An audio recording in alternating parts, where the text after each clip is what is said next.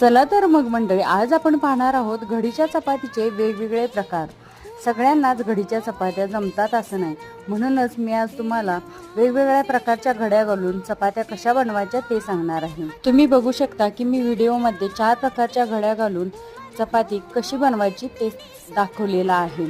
तुम्ही सुद्धा यातील एखादा प्रकार वापरून जर चपाती केली तर नक्कीच चपाती टम्म फुगेल आणि मऊ लुसलुशीत होईल। तुम्हाला जर घडीची चपाती अजिबात जमत नसेल तर माझ्या व्हिडिओमध्ये बघून तुम्ही एखादा प्रकार वापरून जर चपाती केली तर नक्कीच तुम्हाला घडीची चपाती जमेल। मी दाखवलेल्या या घडीच्या चपातीच्या प्रकारांपैकी कोणता प्रकार तुम्हाला जास्त आवडला कमेंट करून नक्की सांगा। मला तर मी 1 नंबरला दाखवलेली त्रिकोणी घडीची चपाती नेहमी आवडते। तुम्ही सुद्धा नक्की करून बघा। व्हिडिओ आवडल्यास लाईक करा, शेअर करा आणि चॅनलला नक्की सबस्क्राईब करा।